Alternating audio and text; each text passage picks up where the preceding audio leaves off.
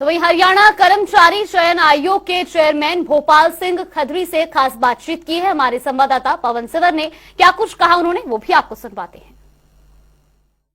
हरियाणा के जिन युवाओं ने सरकारी नौकरी के लिए आवेदन किया हुआ है और जो सीईटी की ग्रुप सी की परीक्षा के लिए तैयार हैं, साथ ही ग्रुप डी के लिए जो आवेदन कर रहे हैं, उन युवाओं के लिए ये बहुत ज्यादा जरूरी खबर है। ये आप जरूर देखिए, क्योंकि इस वक्त मेरे साथ हरियाणा कर्मचारी चयन आयोग के चेयरमैन भोपाल सिंह खदरी मौजूद हैं। युवाओं से जुड़े तमाम मुद्दों पर बातचीत करेंगे।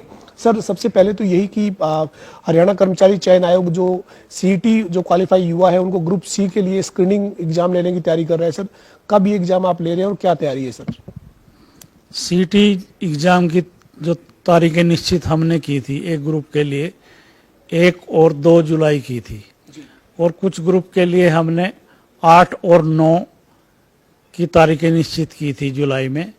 कुछ ग्रुप के लिए हमने 15 और 16 तारीखें जुलाई की ही निश्चित की थी, मगर हम ये डेट जो है अब पोस्टपोन कर रहे हैं। आज वो हम इसलिए कर रहे हैं कि हम आज या कल में ही सीईटी का डिटेल रिजल्ट डाल रहे हैं।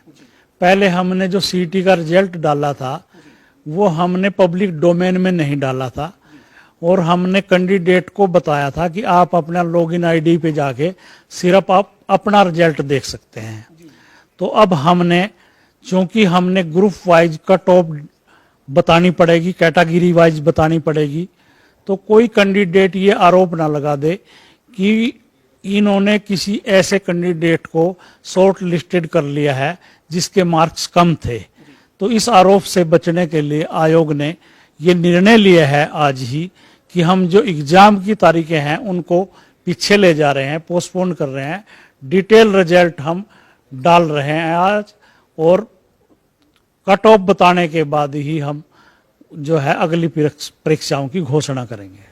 खदरी साहब, ये तो आपकी जो ट्रांसपेरेंसी है उसका एक पार्ट हुआ, चूंकि आपने कहा कि कोई युवा आरोप ना लगा दे। युवा के आरोप से पहले ही आपकी जो ट्रांसपेरेंसी है उस लिहाज से भी सभी का रिजल्ट, डिटेल रिजल्ट सबके सामने होगा, तो कोई मुकदमा कोर्ट में नहीं जाएगा, कोर्ट में मुकदमेबाजी भी नहीं होगी, और युवाओं का जो स्थिति है वो भी क्लियर हो जाएगी। मतलब इसलिए ये फैसला लिया गया है। बिल्कुल बिल्कुल, आपने बिल्कुल सही कहा कि कोई कोर्ट में भी नहीं जाएगा, और ये आरोप भी नहीं लगाएगा कि पिक एंड चूज किया है। अब पब्लिक डोमेन में सारा रिजल्ट जानने से एक दूसरे का भी रिजल्ट पता होगा, और इसके साथ साथ हम उस रिजल्ट में सोशो इकोनॉमिक के नंबर जो कैंडिडेट ने क्लेम किए हैं वो भी बता रहे हैं सबको। तो कैंडिडेट को ये पता लग जाए कि दूसरे व्यक्ति ने झूठ बोल के सोशो इकोनॉमिक नंबर लिए हैं, या उसी को ये लगे कि मेरे ये नंबर जुड़ के आ रहे हैं जो मैंने फॉरगो कर लिए थे या विड्रॉल कर लिए थे। उस स्थिति में भी उसको मौका देंगे कि कल उसके ऊपर एफआईआर दर्ज ना हो फाल्स इन्फॉर्मेशन की, या हम उसको सिलेक्शन करने के बाद बाहर ना करें, ऐसी स्थिति ना हो। तो हम सब कुछ आज पब्लिक डोमेन में आज या कल में डालने जा रहे हैं। तो ये सर, आपने जो 1-2 जुलाई को, फिर 8-9 जुलाई को, 15-16 जुलाई को जो अलग अलग चरण में आपने कैटेगरी के हिसाब से एग्जाम लेने की तैयारी की थी, अब आप इसको पोस्टपोन करें चूंकि आप पूरा डिटेल रिजल्ट जो है वो डालने जा रहे हैं। तो इसके बाद सर फिर प्रोसेस कितना और ज्यादा लंबा हो जाएगा? मतलब कितने दिनों बाद आप ये परीक्षा ले पाएंगे? मतलब टेंटेटिव क्या उम्मीद करते हैं सर?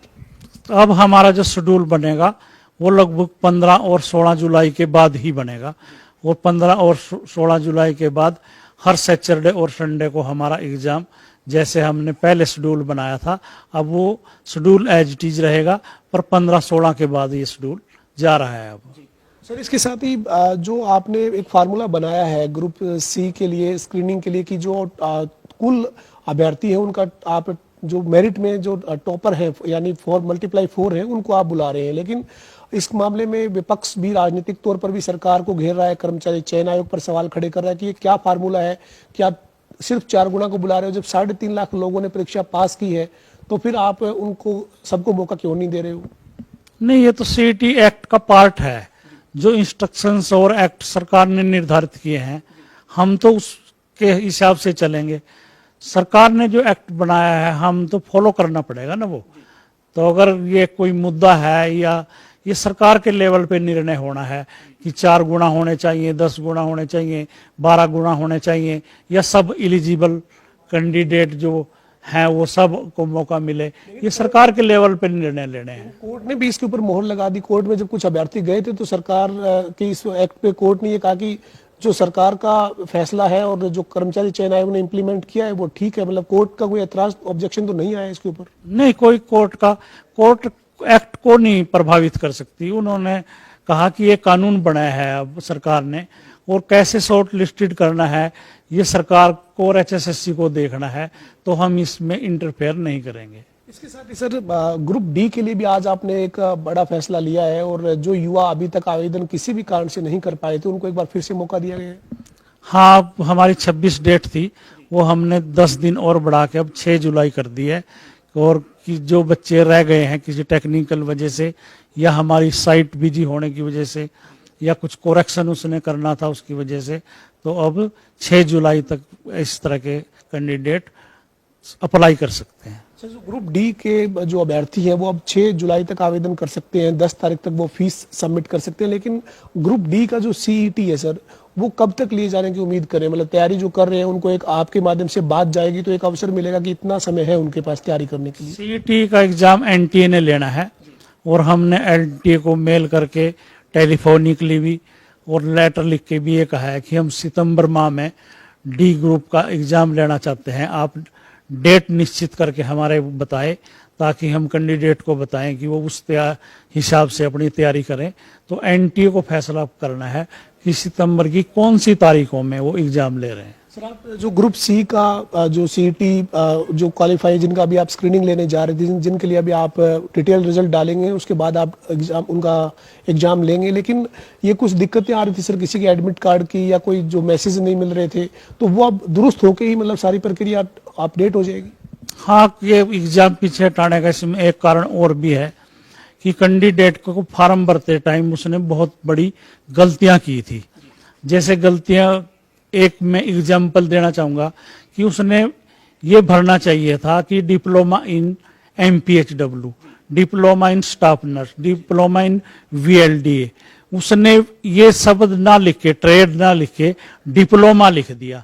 तो जब हमने सर्च करने थे 4 गुना या अप्लाइड फॉर, तो हम तो पोस्ट पे जा रहे थे कि इस पोस्ट के 4 गुना को सिलेक्ट कर लो, तो हमारे सॉफ्टवेयर वो कर नहीं पा रहा था क्योंकि कैंडिडेट ने ट्रेड का नाम ही नहीं लिखा था, उसने सिर्फ डिप्लोमा लिख दिया था।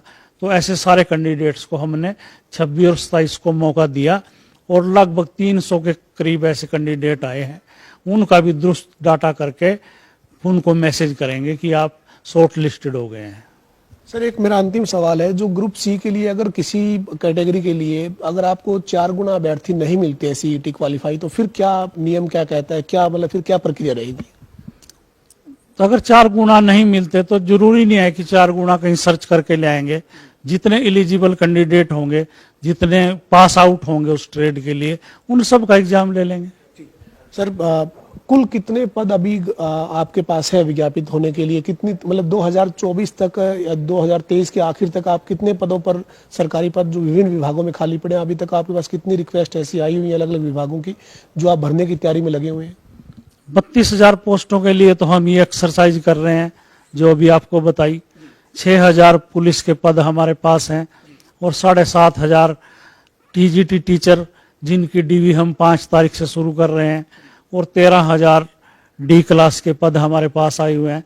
इस तरह से लगभग 60,000 पद हमारे पास आए हुए हैं, और मुझे पूरी उम्मीद है कि 31 दिसंबर 2023 तक ये सारे पद हम भर के इस प्रदेश के युवाओं को एक अच्छा खुशखबरी देंगे, रोजगार का मौका देंगे। सर, हरियाणा के युवाओं को हरियाणा कर्मचारी चयन आयोग के चेयरमैन भोपाल सिंह खदरी की क्या अपील है, क्या कहेंगे जो युवा ग्रुप C और D के लिए तैयारी कर रहे हैं उनको? यही है कि वो ध्यान लगाकर पढ़ें, तैयारी करें अपनी। कुछ हमारे पास टेक्निकल प्रॉब्लम है, वो कुछ कैंडिडेट की तरफ से भी हैं, कुछ हमारे लेवल पर भी हैं, इसलिए एग्जाम की डेट दिन पर दिन पीछे जा रही है। इससे निराश होने की जरूरत नहीं है। देर आएंगे, दुरुस्त आएंगे, सब कुछ ठीक करके ही आपका एग्जाम लेंगे। आप सबको मेरी तरफ से बहुत शुभकामनाएं। आप अपने एग्जाम की तैयारी कीजिए। बहुत बहुत धन्यवाद, शुक्रिया सर। हमारे साथ हरियाणा कर्मचारी चयन आयोग के चेयरमैन भोपाल सिंह खदरी थे। जो बात इन्होंने कही है कि जो कुछ तकनीकी खामी है, उसकी वजह से देरी हो रही है, लेकिन देर आएंगे लेकिन दुरुस्त आएंगे। युवाओं को निराश होने की जरूरत नहीं है। पारदर्शिता और जो मेरिट आधार है हरियाणा में नौकरियों का, हरियाणा कर्मचारी चयन आयोग के दावे के मुताबिक उसी आधार पर युवाओं को रोजगार मिलेगा। और जो कुछ दिक्कतें हैं उसमें कहीं ना कहीं अभ्यर्थियों ने भी अपने आवेदन को भरते वक्त गड़बड़ी की है, गलतियां की हैं, जिनके चलते और साथ ही कर्मचारी चयन आयोग में भी कुछ तकनीकी स्तर पर जो दिक्कतें हैं उसके चलते अब जो ग्रुप सी का जो अभ्यर्थी हैं जिनको सीईटी क्वालिफाई थे, जिनके लिए अब अलग अलग विभागों के लिए उनका स्क्रीनिंग एग्जाम होना था, वो जो तारीखें थी जो 2 और 3 जुलाई से आगे 8, 9 जुलाई और 15, 16 जुलाई को एग्जाम होना था, उन तारीखों को पोस्टपोन किया गया है। लेकिन जल्द नई तारीखें हरियाणा कर्मचारी चयन आयोग की तरफ से जारी की जाएगी। वीडियो जर्नलिस्ट विजेंद्र सिंह के साथ पवन सिंह और जनता टीवी, चंडीगढ़।